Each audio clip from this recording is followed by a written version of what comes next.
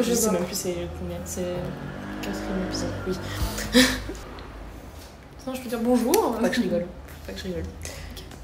Bonjour à tous et bienvenue dans ce 4e épisode de Witch Witch en compagnie de la seule, l'unique, tout le monde la connaît. Sarah. C'est moi qui m'incruste chez toi, donc bienvenue à l'atelier des Dryades du coup. Aujourd'hui, on est là pour rencontrer Sarah, pour parler un petit peu de ce que tu fais, autant de manière pratique dans ce que tu fais dans ta pratique que de l'atelier des Dryades, de ce que vous proposez, tout ça.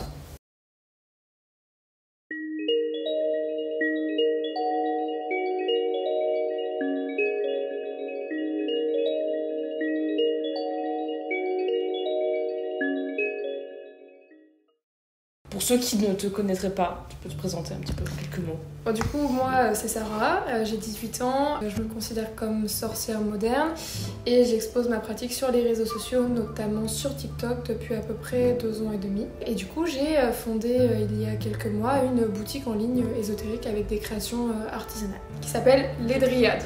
Tu nous as préparé quelques activités à faire aujourd'hui. C'est ça. Donc dans le cadre de l'atelier des Dryades notamment. Donc aujourd'hui on va faire une bougie ensemble. Okay. Donc tu vas choisir le thème que tu veux, les plantes que tu veux. On va aussi faire une brume et on va faire un sel. Hop. Hop. Alors c'est un petit kit à monter. Comme dans les Kinder Surprise. Un thème, je sais pas si tu as besoin d'une brume particulière toi dans ta pratique. Non, solaire c'était bien. Solaire. On part là-dessus. On part sur solaire. Bon bah du coup pour faire une brume il nous faut différentes plantes en fonction de la brume et de l'énergie qu'on veut lui donner. On choisit les plantes et leur correspondance qui vont avec. Ça fait combien de temps que tu es dans la pratique? Alors justement ce qui est un peu compliqué, ce que j'expliquais en fait c'est que depuis toute petite j'ai eu des ressentis de tout ce qui était entité autour de moi. Donc en fait ça fait assez longtemps que je suis un peu dans ce monde là. Et j'ai commencé assez jeune, j'ai fait du spiritisme, des séances un peu sans protection évidemment, parce que bon, sinon c'est trop facile. Et ensuite j'ai fait un peu du pendule, alors c'était pas du coup avec un vrai pendule, c'était avec des colliers, avec soit une bague au bout d'une ficelle, soit un collier. Et en fait du coup j'en ai fait comme ça, donc c'était plus le contact entité. Et au fur et à mesure du temps, je me suis intéressée à différents sujets. Et que je suis dans la pratique de la sorcellerie, je ne saurais pas dire exactement depuis quand, mais que c'est devenu assez sérieux. Ça va faire vraiment... Que je me définis comme sorcière, ça va faire vraiment 2 ans, un peu plus de 2 ans. Mais j'avais déjà des pratiques qui sont considérées peut-être comme de la sorcellerie depuis avant. C'est parti en fait de quand j'étais petite. Et que de coïncidence en coïncidence, je réalisais que ce que j'entendais, ce que je ressentais autour de moi, il y avait un petit souci et que c'était pas forcément normal parce que au tout début c'était plus au niveau de ma famille quand j'allais dans des anciennes bâtisses. Je ressentais des énergies, des choses qui me regardaient et j'arrivais à déterminer si c'était un homme, une femme, etc. Je voyais pas forcément visuellement, mais je ressentais beaucoup autour de moi les choses. Et du coup j'en parlais, j'étais enfant donc c'était très naturel pour moi. Et en fait on m'a toujours dit non, c'est des terreurs d'enfant, c'est parce que tu as peur d'un endroit, etc. Et c'est vrai qu'un jour j'ai expliqué la mort d'une personne que je ne connaissais pas de ma famille à d'autres personnes de ma famille qui m'ont dit c'est quand même un peu bizarre, un peu particulier que tu arrives à savoir ça alors que t'es pas censé être au courant. Et du coup tu dis que tu as pratiqué sans protection. Est-ce que tu as eu un souci par rapport à ça après? C'était assez particulier parce qu'au début je faisais des genres d'appels aux esprits, j'étais dans aucune base de quoi que ce soit, c'était vraiment genre hop on se lance. Et du coup je faisais des genres de communication avec les esprits via des sortes de pendules que je faisais moi-même, etc. Et du coup évidemment 0 protection et j'avais beaucoup d'apparitions dans mes rêves, enfin du coup c'était plus des cauchemars, donc c'était assez particulier. Et ensuite je saurais pas expliquer exactement ce qui s'est passé parce que je m'y connaissais pas assez à cette période là, mais j'avais des sentiments dans certains moments de être attrapée, être poursuivie, c'était assez particulier, notamment chez moi j'avais des choses qui restaient quand même beaucoup et qui étaient comme si on me surveillait en permanence. Donc je pense que j'ai ouvert une certaine porte à un moment et qu'il y a des choses qui sont passées et qui sont restées au final parce que j'avais pas les connaissances pour les faire partir. J'ai tellement eu peur à certains moments que ça m'a refermé. Fermé des barrières. J'ai fermé des barrières. Des portes. Ouais, des portes et en fait mentalement, je pense que direct j'ai tout occulté pendant un certain moment. Et ensuite j'ai recreusé et là j'essaie de récupérer au fur et à mesure du temps cette ouverture. C'est vrai que pendant un moment, du coup, j'avais eu des soucis, même il y a encore 2 ans, quand j'habitais dans mon ancienne maison, de contact avec les esprits qui s'étaient un peu mal passés. Et j'avais eu des expériences bizarres du style des gros bleus, des cauchemars, des sensations d'être attrapée la nuit, des trucs bizarres qui se passaient chez moi, etc. Et au final, j'ai réussi à faire des genres de passage d'âme pour le faire partir. Mais ça a pris du temps. Mais donc voilà, une leçon, ne faites pas ça sans protection et sans connaissance. C'est ça aussi qu'on essaye beaucoup de dire pour le moment. Je pense que maintenant c'est pas pour rire. C'est ça. En fait, maintenant c'est quand même. On en parle vachement plus des protections et tout ça. Ouais. Et c'est vrai qu'avant sur les réseaux sociaux, même sur internet, etc., quand on faisait des recherches au spiritisme, il y avait la Ouija, le truc, le machin, et au final il n'y avait pas d'explication de comment se protéger. Ils parlaient même pas de protection. Donc, t'expérimentes et puis après tu te retrouves avec une petite entité collée au derrière. Donc c'est sympa en fait. Ouais, non, c'est vrai qu'il y a quelques années on n'en parlait pas, mais là c'est au tout début du mouvement sorcellerie sur les réseaux, ils parlaient pas forcément de protection. Au fur et à mesure, il y a quand même eu cette conscience collective de il faut se protéger. Je veux dire, il faudrait peut-être un peu faire de la prévention. C'est ça. Parce que bon, c'est embêtant de se retrouver avec des trucs quoi. On a Marie qui arrive. Bonjour Marie. Ça, tu vois, c'est de la camomille romaine. Salut. Ouais, parce que c'est la vidéo en fait. Donc après cette brève introduction de Marie. Alors là, tout vient de notre herboriste, qui est un herboriste niçois et qui travaille avec des producteurs de la région. La boutique, comment est-ce que c'est né? Comment est-ce que vous avez eu cette idée? En fait, les dryades, ça a commencé au premier confinement, tout premier confinement. Et en fait, c'est Marie, elle s'ennuyait un petit peu et elle était en pleine nature pendant le premier confinement. Elle s'est dit, pourquoi pas faire des petites bougies avec des fleurs qu'elle ramassait en fait. Donc elle a commencé à faire quelques petites bougies qu'elle vendait. Et en fait, elle m'a contactée à ce moment-là pour faire la promotion. Donc elle m'avait offert de ses produits. Et du coup, moi j'avais un peu fait la promotion. Donc maintenant, ça n'a plus du tout la même dimension. Hein. Et du coup, elle m'avait contactée pour ça, j'en avais fait la promotion. Et c'est comme ça qu'on s'est rencontrés avec Marie. Et au final, c'est devenu ma tatoueuse, on s'est vu très très régulièrement, etc. Et au dernier confinement, moi elle savait que depuis longtemps j'avais pour projet plus tard de faire une boutique ésotérique en ligne, mais c'est vrai que c'était compliqué pour moi d'organiser tout ce qui était logistique. Le dernier confinement, du coup elle m'appelle, elle me dit écoute, là il y a un mois on est confinés, est-ce que tu veux qu'on ouvre une boutique toutes les deux? Et j'ai dit chaud. Et du coup, c'est comme ça que... Et du coup, voilà, on est là maintenant, on a un atelier. On a commencé la confection à l'époque, on était chez Marie, donc on n'avait pas d'atelier. Que d'évolution en évolution, au final, on a réussi à trouver un atelier. Que Marie puisse dormir. Que Marie puisse avoir un appartement qui n'est pas un atelier les dryades, parce que du coup, il y avait des plantes partout, de la cire partout. Donc voilà, c'est comme ça que ça s'est fait. Du coup... Bon, là, on est bien, je pense. Là, on est bien. Tu peux même peut-être rajouter des feuilles d'or, à mon avis. C'est fini. Encore? Parce que j'en ai mis. Non, comme ça, c'est pas mal. Ensuite, c'est le tour de la vitamine E. Donc on va pas utiliser de conservateur qui ne soit pas naturel, on utilise de l'huile de vitamine E. Comme ça? Yes, nickel. Super. Et après, tu remplis avec de l'eau? Avec de l'eau, on a la... En général, on préconise de faire la brume et donc de méditer quelques instants en mettant l'intention à l'intérieur. Après, le fait de mettre des plantes qui correspondent à telle ou telle chose directement dedans, on met en même temps l'intention dans la brume. C'est pas un rituel, mais on met quand même les intentions dans les produits. On est quand même concentré. C'est ça, c'est pas juste des produits comme ça. À la chaîne en mode genre. C'est ça. Donc il y a quand même des intentions qui sont mises en même temps pour mélanger bien la vitamine. Donc pour que ce soit bien conservé partout. Je sais pas si t'as déjà entendu parler de la synergie des plantes. Oui. Qu'il faut pas mélanger comme ça, il faut mélanger comme ça.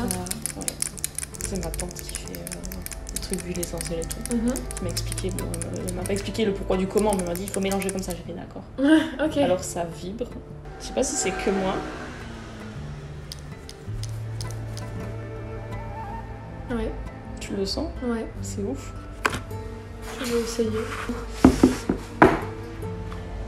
Je vais essayer de trouver Non. une explication rationnelle, mais non. Ça vibre juste. Ok. Mais c'est vrai que les plantes qu'on utilise, c'est vraiment des plantes de qualité du coup, Mhm. parce qu'on est focus sur ça, le fait que ce soit bio, de qualité, ramassé de manière éthique, etc. Et c'est vrai qu'on le ressent dans la manipulation des plantes, que c'est Ouais. pas des plantes qu'on achète n'importe où, de mauvaise qualité. Express, Voilà. Petite dose de un petit autocollant. Vas-y. C'est Marie qui fait tout ce qui est design. On les fait imprimer juste à côté. Marie qui fait aussi du tatouage. Marie Donc qui on fait peut, aussi. tu peux peut-être donner ses... Parce que même si elle est pas là, on peut lui faire de la Ouais, on pub. fait de la pub à Marie. Alors, son Instagram, c'est Neven Tattoo. On essaye de proposer quand même C'est top. vachement de produits qui, une fois terminés, il y a Peuvent des être, traces, c'est comme les coupes. Tu gardes quand même une très belle coupe en verre et tu gardes des cristaux, tu gardes des pendentifs. Enfin, il y a un truc derrière une fois que le produit est utilisé et puis tu peux réutiliser, refaire une bougie, etc. Et là, on va peut-être faire une petite bougie. On va passer au deuxième atelier. Et c'est là qu'on va rigoler parce qu'on va en faire partout. Yes. Esprit solaire aussi. Moi j'avais pensé peut-être un truc plus troisième œil communal. Alors par contre, pour la bougie, on va couler la cire. Le temps que ça sèche. En fait, on doit mettre les fleurs à la fin, une fois que c'est Ouais, c'est enfin séché. Et il va falloir attendre quoi. Ou On alors va on déjà fait couler. l'autre truc en attendant. Ouais, on peut faire ça. Alors pour ce qui est de la petite bougie, il va falloir que je ramène la cire aussi, parce que c'est quand même l'élément principal. Pour la petite bougie, t'as le petit socle en métal et t'as la mèche en bois. Et tu le mets comme ça dedans. Et tu plantes, Ok. voilà. Et ensuite tu places au centre de la bougie, comme ça quand on parle la cire, bah Ça tient. ça tient. Non, on a dit qu'on faisait infuser un peu. Oui. Peut-être. Alors je te laisse mettre un peu de lavande dedans. Ouais, mais n'hésite pas à mettre la blinde. Hein. Ok. Lavande. Du coup là c'est la concentration ultime. Mais Concentration. il faut qu'on parle. Est-ce que tu veux parler de ton rapport au réseau? Comment dire, sur TikTok, du coup, moi j'ai commencé à parler de sorcellerie, à dire bonjour, moi je suis une sorcière sur TikTok, ce qui était pas forcément le réseau le plus adapté à ça. Et en France, j'étais la première à en parler. Ouais. Le Witch Talk français il n'existait pas au début. Il y avait par contre beaucoup de vidéos d'américaines qui en Mhm. parlaient. Et du coup, au début, c'était un peu compliqué parce que c'était très très mal vu par les Français et beaucoup par les religieux. J'ai reçu beaucoup de menaces de mort au tout début. De groupes religieux extrémistes, donc un petit peu compliqué quoi, parce qu'il y avait des gens quand même qui avaient trouvé, qui étaient allés jusqu'à chercher la ville enfin le village où je vivais, un tout petit village, le nom, etc. de ma famille, enfin bref, c'était un peu particulier. Mais à cette période-là, j'avais genre 16 ans, donc c'était un peu chaud et voilà, j'avais un peu peur quand même pour moi. Et puis je pense que du coup sur l'application, il y a des pratiquantes qui ont vu mes vidéos qui se sont dit moi aussi je vais montrer. Et là je me suis sentie un peu moins seule parce qu'au début j'étais en mode la fille perchée qui finissait sur Twitter et qui se faisait insulter. Et c'est vrai qu'au fur et à mesure des mois, on a vu beaucoup, surtout à partir du premier confinement, Oui. beaucoup de comptes qui ont commencé à parler de ça. Et de tout âge, vraiment même de très très jeunes, trop jeunes peut-être. On avait des enfants qui faisaient des vidéos, etc., qui savaient pas forcément ce qu'ils faisaient. C'est vrai que il y avait énormément de comptes qui se créaient, et même maintenant, on a je sais pas combien de comptes, sorcières, machin, sorcières, trucs, etc. Oui, il y en a des nouveaux tous les jours. Tous les jours, il y en a. Et par contre, voilà, donc ça, TikTok, c'était un peu particulier, il y a une ambiance particulière sur le Witch Talk, il y a beaucoup de tensions actuellement. C'est vrai que c'est devenu quelque chose où les pratiquants et pratiquantes ont tendance à se tirer dans les pattes, à être violents verbalement, etc. C'est un peu particulier. C'est un peu la quête à qui a le plus d'expérience. Et qui va être le plus crédible aux yeux des autres. Et malheureusement, beaucoup pour être crédibles sont dans la critique des autres en permanence pour essayer de se remonter. Valoriser. Et après, c'est vrai que sur Instagram, c'est différent. Le climat est beaucoup plus doux et tempéré. Moi, je suis principalement sur TikTok parce que c'est un format de vidéo qui est simple à faire et ludique. Ouais. Je sais pas, tu veux qu'on fasse le sel peut-être? On peut peut-être faire le sel pendant que ça refroidit. Je vais chercher de quoi faire le sel. Du coup, on va faire sur une base de sel rose. Comme c'est du sel rose, on peut peut-être faire un truc d'amour de soi. Ouais. Ok. Donc on a une base de sel rose. Et là on a de l'hibiscus, des roses de Damas, des pétales de rose des chiens.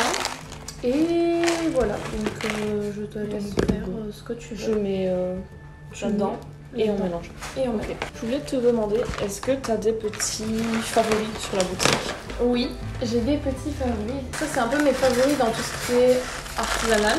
Ça c'est des bâtons de fumigation, on en a 3 types. On achète en fait du coup, nous on a directement le bâton qui est déjà tissé de plantes séchées parce que pour les questions de logistique, on ne peut pas faire pousser des champs de lavande, c'est compliqué. Et ça c'est de la lavande, donc l'odeur est top. C'est vraiment du bâton de lavande quoi. Et du coup ensuite nous on les tisse avec des pétales de rose. Donc là c'est celui qui est lié à tout ce qui est les énergies de l'amour. Et c'est vraiment mes produits préférés je pense de la boutique. Celui-là c'est solaire. Et celui-là c'est tout ce qui est plus psychique. Bon pour le petit sel du coup ça c'est assez simple. Oui. Tu peux même mettre plus de rose si tu veux. Et j'ai mis beaucoup d'hibiscus surtout parce que ça sent très bon. Ça sent très bon. Du coup juste fais gaffe quand tu prendras ton bain. L'hibiscus rose. Tu vas être rose. Voilà. Après j'aime beaucoup les coupes. C'est votre marque de fabrique. C'est notre marque de fabrique. Les coupes c'est le truc avec lequel on a commencé. Par rapport aux cristaux, pour la provenance des cristaux, c'est vrai qu'on nous demande souvent et donc tous nos cristaux sont tracés. Grande surface de pierre. Grande surface de pierre, c'est vrai qu'il y a beaucoup de pierres plastiques, de petites pierres, et je sais pas comment se passe la législation par rapport à ça, mais j'ai l'impression qu'il n'y a pas trop de contrôle. C'est terrible. Donc, tout ce qui est pierre, tout est tracé, éthique. Et de bonne qualité, tout est vérifié, etc. Donc vraiment cette traçabilité sur les pierres. Je sais pas si tu veux qu'on parle un peu plus de ta pratique personnelle à toi. Moi je me définis comme du coup sorcière moderne. Tout ce qui est de mes croyances, je me considère comme païenne helléniste, donc qui est principalement panthéon grec, même si plus tard je n'exclus pas d'autres panthéons, etc. Mes déités principales sont donc Hadès et Aphrodite que j'honore, avec lesquels je travaille, etc. depuis maintenant bien 1 an et demi, voire plus, peut-être 2 ans. Je travaille principalement avec tout ce qui est plantes, contact avec les esprits, c'est un peu mes domaines plantes, contact avec les esprits cristaux. Ouais. C'est vraiment un peu mes domaines de prédilection, beaucoup de divination aussi, que ce soit par les cartes, les baguettes de sorcier ou le pendule. C'est un peu compliqué de définir un pratique comme ça, genre d'un coup. En fait, moi ce que je remarque beaucoup, c'est qu'on a tous des choses très personnelles et que du coup on fait tous un peu. On a tous notre truc qui fait que c'est unique. En pratique de la sorcellerie, je suis plus dans tout ce qui est du coup protection, beaucoup de protection, tout ce qui est lié à l'amour, plus la confiance en soi, etc. Et beaucoup, alors ça c'est un peu controversé du coup, je pratique les genres de malédictions sur les violeurs, etc. Ça j'en avais déjà parlé.